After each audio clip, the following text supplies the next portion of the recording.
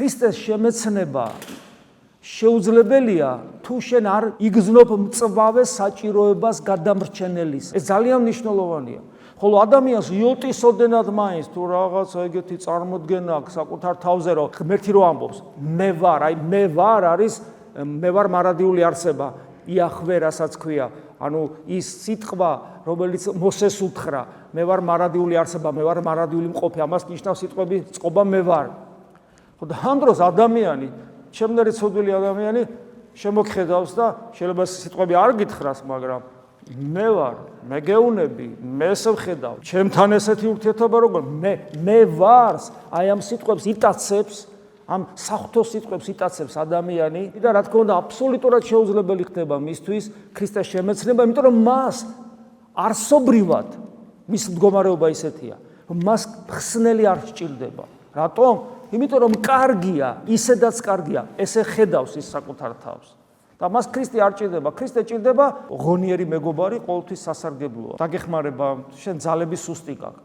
მაგრამ რაც შეეხება ის, რომ მარადიული სიცოცხლე დაემკვიდრო, შენ გეკუთვნის. აბა რა, აბა იმას ეკუთვნის?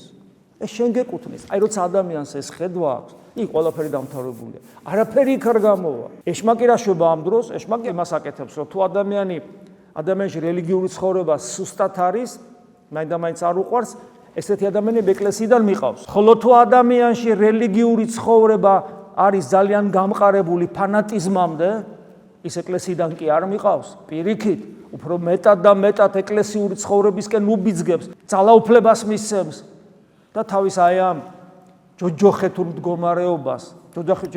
მდგომარეობის გავრცელებას დაიწყებს მე ეს ადამიანი თავის შესაძლებლობებით ეკლესიაში თუ არა და გადახედათ ეკლესიის ისტორიას და დაინახავთ. და მე ასეთი ადამიანები, სადაც წაასწრებდნენ მართლა წმინდანს ეკლესიის წიაღში, იმათ ებრძოდნენ და აღსჩობდნენ და აგერ წმინდანების მაგალითი ყველაფერს თავი რო დავანებოთ, ყველას ალბათ უკვე ფილმის ნანახი გაქვთ ნექტარიოს ეგინელზე, რა უქნეს ამ ადამიანს უბრალოდ მე-20 საუკუნეში მართლმადიდებელ ეკლესიაში ამ უდიდეს ადამიანს ნექტარიოს ეგინელს. და ვისაც ეს ან ცხოვრება წაკითხული არა გაქვთ, ან ფილმი ნანახი არა გაქვთ, ყველას გიჩვევთ რომ ნახოთ, რომ დარწმუნდეთ, დაინახოთ, რა საშიშია არასწორი სულიერება. შეიძლება ეშმაკის ჭურჭლად იყოს სინამდვილეში, ვიდრე ესე იგი და გეგონოს რომ შენ რაღაცას წარმოადგენ.